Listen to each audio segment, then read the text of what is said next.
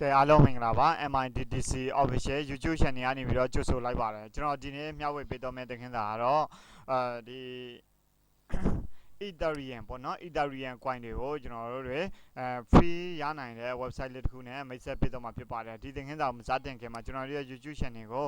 subscribe မလုပ်ရသေးဘူးဆိုရင် subscribe လေးလုပ်ထားပေးဖို့တောင်းဆိုပါတယ်ဒီ YouTube channel ကနေပြီးတော့တင်ပေးနေတဲ့တင်ခင်းစာလေးတွေကအကျိုးတက်ဆုံးတစ်ခုရှိခဲ့မယ်ဆိုရင်တရားတင်ငယ်ရှင်းတွေကိုလည်းမျှဝေပေးခဲ့ပါအောင်နော်ကဲဒါဆိုရင်တော့အခုကျွန်တော်ကဒီ website ထဲကိုသွားမယ်ပေါ့နော်ဒီ website ရဲ့ link ကိုလည်းကျွန်တော်ရဲ့ video description အောက်မှာထည့်ပေးထားမှာဖြစ်ပါတယ်အဲ့ဒီ link ကနေပြီးတော့တခါတည်းတန်းဝင်လိုက်ပေါ့နော်ကဲဒါဆိုရင်တော့အခုကျွန်တော်တို့ကဒီ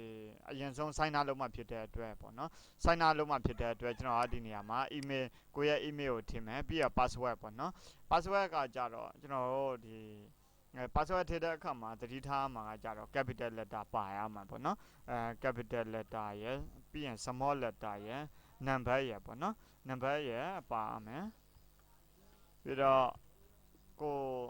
ဒါကြတော့နမူနာပေါ့နော်ဒီလိုမျိုးဒါကြတော့သူကမြန်မာလိုဖြစ်နေတဲ့အတွက်နော်အဲ့လိုဆိုရင်ကျွန်တော်တို့က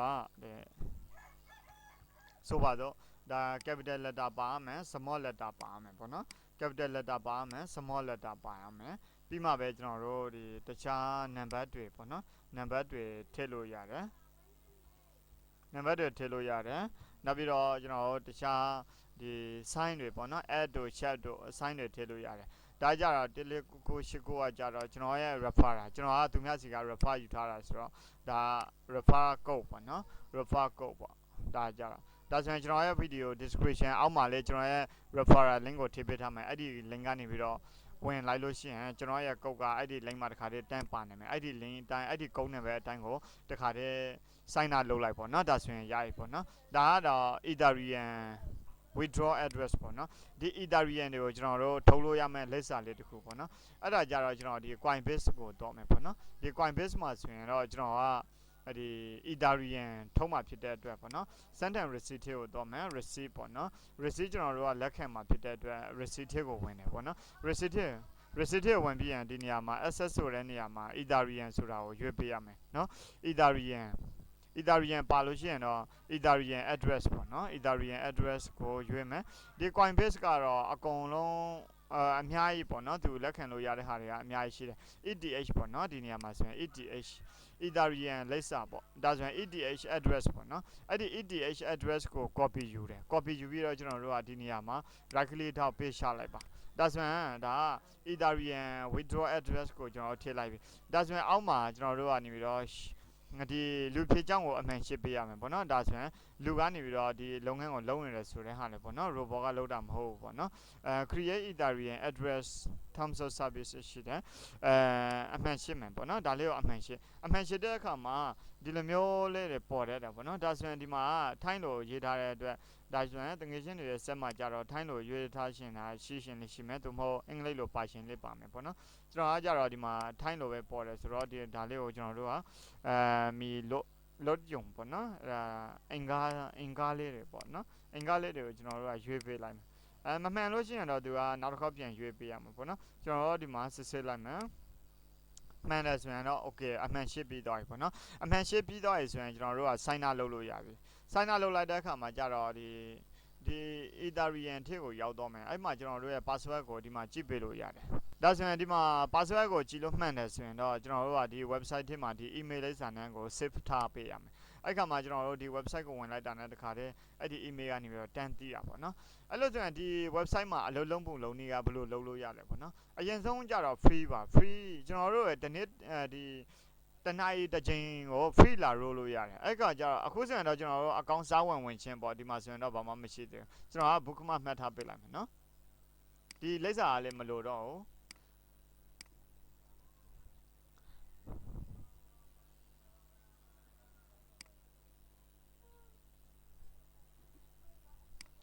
ကဲဒါဆိုရင်တော့အခုကျွန်တော် row မယ်ပေါ့နော်ဒီနေရာမှာ row မှာဖြစ်တဲ့အတွက်ဒီနေရာလေးကိုကျွန်တော်တို့ကအမှန်ရှင်းပေးရမယ်အမှန်ရှင်းတဲ့အခါမှာသူရွေးခိုင်းတဲ့ဟာကိုတစ်ခါထည့်ရွေးမယ်ပေါ့နော်ဒါကလှေပုံပါတဲ့ဟာလေးတွေကိုသူကရွေးခိုင်းတာပေါ့နော်ဒါလေးကလှေပုံပါတယ်ပေါ့နော်ဒီမှာလေးပါတယ်ဒါအမှန်ရှင်းမယ်ပေါ့နော်အမှန်ရှင်းလို့ဒီလိုမျိုးအမှန်ရှင်းပြီးတော့ဆိုရင် row number ကို row လို့ရ ရိုးတဲ့အခါကျကိုကဘယ်နံပါတ်ထဲမှာကြားလဲပေါ့နော်ကိုကြားတဲ့နံပါတ်ကဘယ်လောက်လဲကိုကြားတဲ့နံပါတ်အပေါ်မူတည်ပြီးတော့သူကပတ်စံဒီကရနေတာပေါ့နော်ကျွန်တော်တို့ row နံပါတ်ကဒီလောက်ပဲဆိုတော့ကျွန်တော်တို့ရတာကြတော့ ETH27 ပဲရတယ်ပေါ့နော် ETH2726 ပေါ့နော်ဒီလောက်ပဲရတယ်ကျွန်တော်တို့ဒါဆိုရင်နောက်ထပ်တစ်ကြိမ်ကဘယ်တော့ row လို့ရလဲပေါ့နော် row ကျင်တယ်ဆိုရင်တော့ဒီကျွန်တော်တို့ဒီနေရာမှာ59နောက်ထပ်တနားကြီးကြာမှာပေါ့တနားကြီးဆိုရင်နောက်ထပ်တစ်ကြိမ်ကျွန်တော်တို့က row လို့ရဒါကြတော့ကျွန်တော်တို့က lucky number lucky number ကတကယ်လို့1000သာဖြစ်တော့မယ်ဆိုရင်တော့ကျွန်တော်တို့ဒီလောက်ရမယ်အဲ့လိုဆိုရင်တော့တခါတည်းဒီ website ကနေပြီးတော့ပတ်စံထုတ်လို့ရတယ်ပေါ့နော်ဒါကြတော့ free နဲ့ပတ်သက်တဲ့ဟာပါဒါကြတော့ multiply multiply ပေါ့နော် multiply မှာလေကျွန်တော်တို့ကဒါဆိုရင် value ရမယ် win chance ပေါ့နော်ဒါအလုပ်တွေပါဒါတွေကကြတော့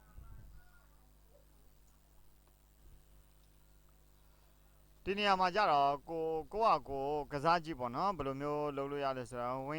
win chances between 1 and 95ရှိတယ်အဲ့ဒီမှာကိုက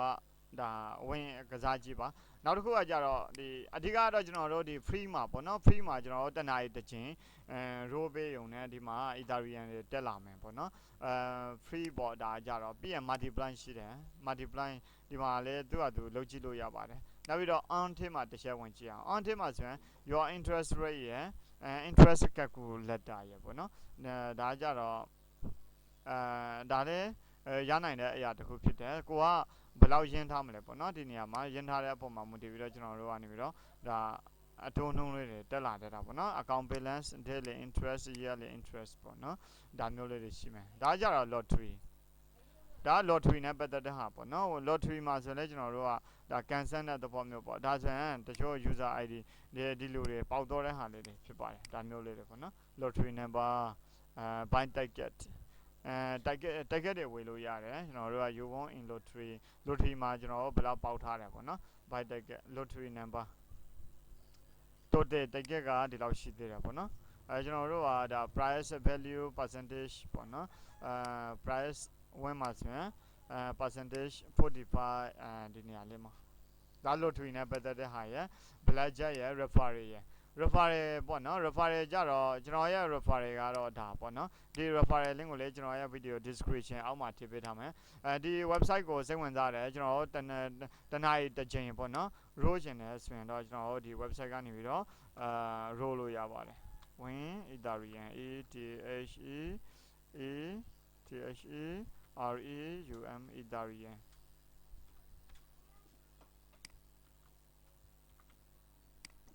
ကဲဒါကြတော့ referral link ကျွန်တော်ရဲ့ referral link ပေါ့နော်ဒီ referral ကနေပြီးတော့လည်းပတ်စံရတတ်ပါတယ်ဒါနောက်တစ်ခုက stage ပေါ့နော် stage ရှိမှပြီးရင်ကျွန်တော်တို့ကနေပြီးတော့ဒီ profile ထဲမှာဝင်ကြည့်မယ် profile ထဲမှာဆိုရင်ကျွန်တော်တို့ရဲ့ဒါကြတော့ဒါ Ethereum ပေါ့နော် Ethereum wallet လိပ်စာပေါ့နော်ဒီ Ethereum လိပ်စာထဲကိုသူကပတ်စံထုတ်လို့ရှိရင်တော့ဒီလိပ်စာထဲကိုပို့ပေးတာပေါ့နော်ဒါကြတော့ကျွန်တော်တို့ရဲ့ email ရယ်ဒါ password တွေရှင်းမယ်ဆိုရင် password ထည့်လို့ရတယ် new password repeat password ထည့်မယ် change password ပေါ့နော် password ရှင်းလို့ရနောက်တစ်ခုကကျွန်တော်တို့ဒီ withdraw ဖက်ကိုတော့ကြည့်အောင် withdraw လုပ်တဲ့အခါမှာကြတော့ဒါ interest on it do you know then you can earn for this for just letting your funds close ပိတ်လိုက်မယ် withdraw email address not verified email address is not verified email address ကို verify မလုပ်ရသေးဘူးသူပြောတာပေါ့နော် verify email address ကို click တစ်ချက်နှိပ်လိုက်ပါနော် verify email address ကို click တစ်ချက်နှိပ်လိုက်တဲ့အခါမှာဒီလိုမျိုးwithdraw address ပေါ့နော် withdraw address ကဒါကျွန်တော်တို့ထည့်ထားတဲ့ဟာ if you want to change your withdraw address go to profile မှာတော့ချင်း minimum value to withdraw ပေါ့နော်withdraw က003ဆိုရင်ကျွန်တော်တို့ထုတ်လို့ရတယ်ခု10ရာ1000သိန်းပေါ့နော်network fee ကဒီလောက်ကြာမယ် network fee ပေါ့နော်ကဲ value ကိုထုံးမဲ့ဟာကိုရိုက်ထည့်မယ် network fee က0002ပေါ့နော်ပြီးရင်ဒါဒီမှာပေါ့နော် amount ပေါ့ဒါပြီးရင်ကျွန်တော်တို့က piece of fan ဆိုရှိတဲ့ဟာအကုန်လုံးထည့်မယ်ဆိုရင်လည်းရတယ်ဒါရှမ်းပင်ဒီဟာလေးနှိပ်မယ်နှိပ်ပြီးတော့ withdraw နှိပ်လိုက်ရင်ရပြီဒါဆိုရင်ဒါပစ္စံထုတ်တဲ့ပုံစံမျိုးပေါ့နော် ဒါပတ်စံထုံးမယ်ဆိုတာအဲ့တိုင်းထုတ်ပေးရကျွန်တော်တို့ကို email ထဲမှာ confirmation လုပ်ခိုင်းထားလားကျွန်တော်တို့တစ်ချက်တော့ကြည့်အောင် Gmail ထဲကိုဝင်မယ်အဲ့ဒီနေရာကနေပြီးတော့ပို့ထားတာရှိလားပေါ့နော်ပို့ထားတာရှိပါတယ်ဒီနေရာမှာဆိုရင်ဒီ confirm email address we have received a request for verifying your email address email address ကနောက်ထပ်2နာရီဆိုရင်တက်တန်းကုန်တော့မယ်ကျွန်တော်အဲ့2နာရီမတိုင်ခင်မှာကျွန်တော်တို့ကဒီ Free-Ethereum ပေါ့နော် Free-Ethereum ကိုကျွန်တော်တို့ကဒါ email address မှာ confirm လုပ်ပေးဖို့လိုတယ်အဲ့ခါမှာကျွန်တော်တို့ရဲ့ဒီ website ကအတည်ပြုလို့ရမှာဖြစ်ပါတယ်အဓိကကတော့ဒီ email လိပ်စာကိုဒီ email address ကို confirm လုပ်ပေးဖို့လိုတယ်ဒီ confirm မလုပ်လို့ရှိရင်သူကကျွန်တော်တို့လုံးဝတဲ့ဟာတွေကတစ်ခါတလေပြတ်တော့တာတို့ပါတယ်ဖြစ်တတ်ပါတယ်ကဲဒါဆိုရင်တော့ confirm လုပ်မှာဖြစ်တဲ့အတွက်ဒီလိပ်စာလေးကိုနှိပ်လိုက်ပေါ့နော်အဲ့ဒီစာတန်းလေးကိုနှိပ်လိုက်မယ်verify email address has been successfully verified ဆိုတော့လုပ်ပြီးသွားပြီပေါ့နော်ပြောဆိုလို့ရှင်ဒါဆိုရင်ဒီနေရာလေးရောက်သွားပြီဒါလေးကိုပိတ်လိုက်လို့ရနော်ဒါလေးကလည်းမလို့တော့ဘူးကျွန်တော်တို့က confirm လုပ်ပြီးသွားပြီဖို့လို့မလို့ပေါ့နော် confirm လုပ်ပြီးသွားပြီဆိုတော့မလို့တော့ဘူးပေါ့နော်ကဲဒါဆိုရင်တော့ဒီ Free-Ethereum ဆိုတဲ့ website ထဲကကျွန်တော်တို့တွေဒါ Ethereum တွေပေါ့နော်ဒါတနာရီတစ်ချိန်သူပေးနေတယ်အဲ့ဒီပေးတဲ့ဟာတွေကိုကျွန်တော်တို့ကဒါတရက်ပတ်လုံးယူနေမယ်ဆိုရင်လေရတယ်အဲ့လိုမျိုးပေါ့နော်တနာရီတစ်ချိန်ကတော့လာ row ပေးရမယ်ဒီနေရာလေးမှာပေါ့နော်